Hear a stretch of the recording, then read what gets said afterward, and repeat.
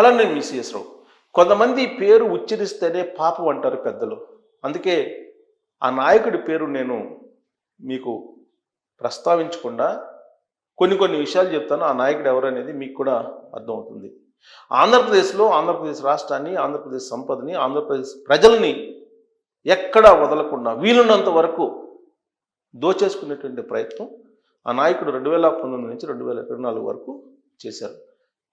జగన్మోహన్ రెడ్డి గారు సీఎంగా ఉన్నారు. ఆ టైంలో జరిగినటువంటి వ్యవహారం ఇదంతా కూడా చిత్తూరు నుంచి కడప వరకు మొత్తం ఆయన ఆధీనంలోనే ఉంది.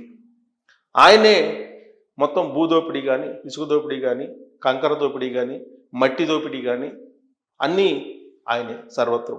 ఇప్పుడు తాజాగా ఆయన మీద ప్రభుత్వం ఎంక్వైరీ వేయాలని చెప్పి దిగింది. ఎంక్వైరీ కూడా వేసింది. ఫైల్స్ తగలబెట్టి గతంలో అసైన్ భూములు ఏవైతే ఉన్నాయో రాయించుకున్నటువంటి వాటికి సంబంధించిన ఆధారాలు లేకుండా చేసేటువంటి ప్రయత్నం చేశారు. ఆ నాయకుడి యొక్క గొప్పతనం ఏంటంటే ఒక చిన్న పాయింట్ చెప్తాను నేను. ఆయనకి 25 ఎకరాలు ఎఫ్ఎంబీలో ఉంటే ఆ తర్వాత అడంగులకు వచ్చేటప్పటికి 75 ఎకరాలు అయింది. మధ్యలో సర్వర్లో కనుక మనం చూస్తే 45 ఎకరాలు ఉంటుంది. అంటే ఒక చోట 25 ఎకరాలు రికార్డులో, మరొక చోట 45 ఎకరాలు, ఇంకో చోట 75 ఎకరాలు. ఎలా ఉంటుంది, ఎలా సాధ్యము అని అంటే ఫైల్స్ని తగలబెడితే సాధ్యం. ఆయనకు ఉన్నటువంటి పవర్ తోటి ఇష్టానుసారంగా ప్రైవేటు వ్యక్తుల భూములు దోచుకున్నారు, ప్రభుత్వ భూములు దోచుకున్నారు, అటవీ శాఖ భూములు దోచుకున్నారు. ఇన్ని భూములు దోచుకున్నటువంటి ఆ లీడరు ఎవరు అనేది మీకు తెలుసు. ఫైల్స్ తగలబెట్టినటువంటి లీడర్ ఎవరో తెలుసు. అందుకే ఆయన సంగతి చూడటానికి ఇప్పుడు పవన్ కళ్యాణ్ గారు నేరుగా రంగంలోకి దిగారు. అటవీ భూములు ఉన్నాయి కాబట్టి ఆయన దోచుకున్నటువంటి వాటిల్లో. మరి ప్రభుత్వం వచ్చి 7 నెలలు అవుతుంది. అంత దోపిడీ చేసినటువంటి నాయకుడిని ఎందుకు వదిలిపెట్టారు అనేటువంటి ప్రశ్న ఇప్పుడు ప్రభుత్వ వర్గాల నుంచే వినిపిస్తోంది. ఆ ఫైల్స్ తగలబెట్టినప్పుడు ప్రత్యేకమైనటువంటి హెలికాప్టర్లో డీజీపీని, అలాగే చీఫ్ సెక్రటరీని, సిసిఎల్ఏ కార్యదర్శిని, ప్రధాన కార్యదర్శిని వీళ్ళందరినీ అక్కడ పంపించారు. అక్కడ పంపించి అసలు అక్కడ ఏం జరిగింది అని చెప్పి తెలుసుకోమంటే 3 days అక్కడ ఉన్నారు సీనియర్ ఐఏఎస్లు. అక్కడ ఉన్నటువంటి జనం చెప్పినటువంటి మాట వింటే అక్కడికి వెళ్ళినటువంటి ఐఏఎస్లకే మైండ్ బ్లాంక్ అయినటువంటి పరిస్థితి. కొన్ని వేల ఎకరాలు ఎక్కడ పడితే అక్కడ దోచేసినటువంటి వ్యక్తి అతను, దోపిడీదారు, ప్రజా కింకరుడు అనేటువంటి మాట ఆయన గురించి అధికారులకు వచ్చినటువంటి వినతి పత్రాలు. వాటన్నిటిని తీసుకొని అమరావతి సచివాలయానికి వస్తే వాటిని ఇప్పటి వరకు పరిష్కరించలేకపోతున్నారు. దానికి కారణం ఏంటంటే ఫైల్స్ అన్ని తగలబడిపోయి సర్వర్లన్నింటినీ డ్యామేజ్ చేశారు, ఇన్ని రకాలుగా డ్యామేజ్ చేశారు. ఇక ఆయన నియోజకవర్గం నుంచి వెళ్ళాలంటే వేరే ప్రాంతం వాళ్ళు ఎవరు వెళ్ళలేరు.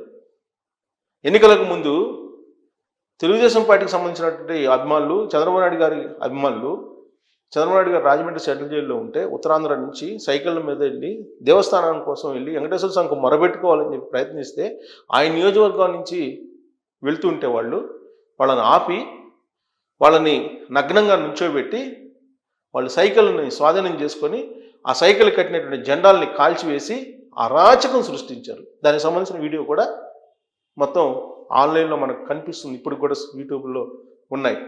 అంటే ఆ నియోజకవర్గంలో తెలుగుదేశం పార్టీ కనపడకూడదు, అసలు తెలుగుదేశం పార్టీ జెండాలే కనపడకూడదు.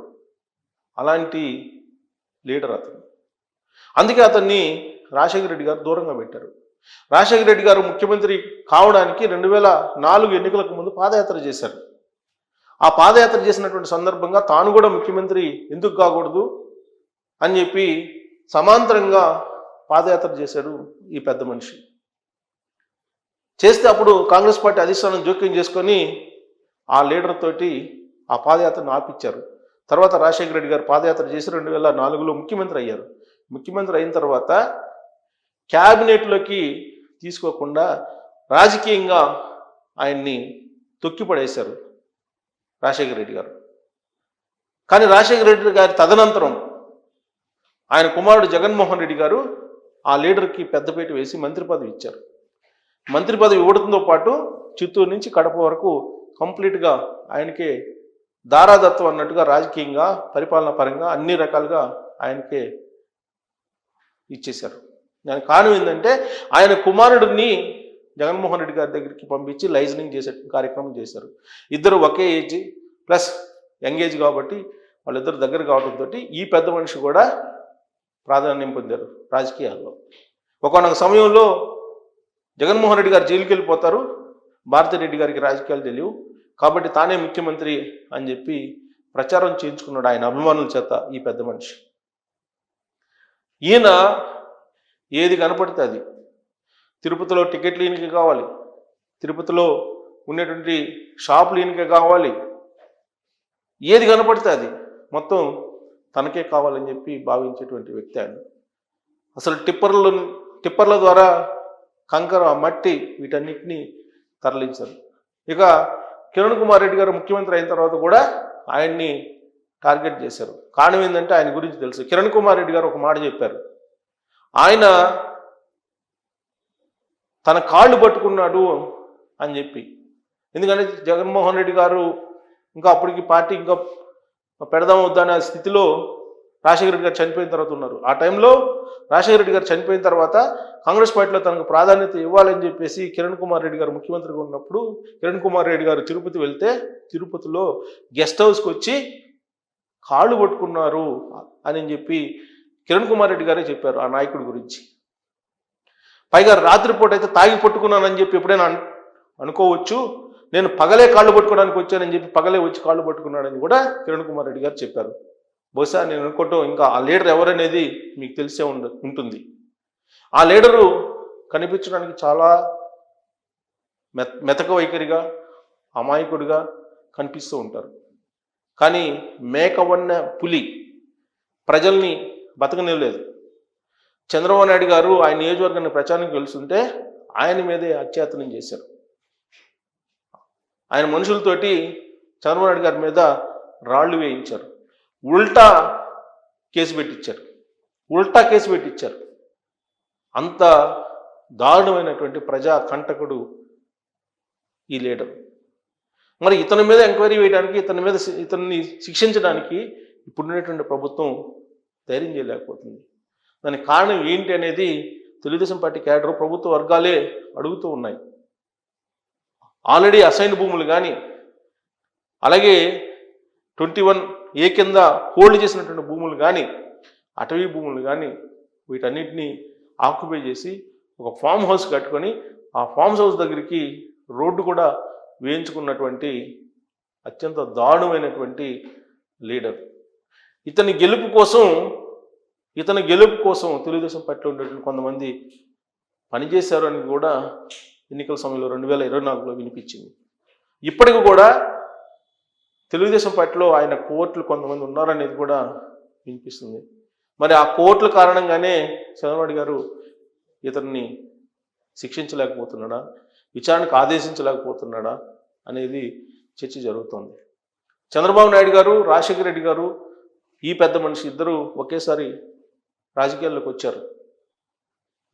రాజశేఖర రెడ్డి గారు, చంద్రబాబు గారు సీఎంలు అయ్యారు, కానీ ఈ పెద్ద మనిషి మాత్రం కాలేకపోయారు.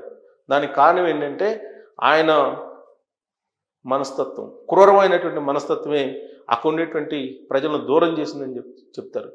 2024లో 164 చోట్ల కూటమి గెలిస్తే ఆయన చావు తప్పి కన్నులొట్టబోయే విధంగా స్వల్ప మెజార్టీతోటి గెలిచి ఎమ్మెల్యే అయ్యాడు. కానీ ఒక్కసారి కూడా అసెంబ్లీకి అడుగుపెట్టలేదు అతను 2024 తర్వాత. మరి ఇతన్ని ఏం చేయాలి? ఇతన్ని శిక్షించాలా? ఎందుకు శిక్షించలేకపోతున్నారు? ఆ నాయకుడు ఎవరు అనేది మీరే కామెంట్ రూపంలో తెలియజేయచ్చు. Thank you very much.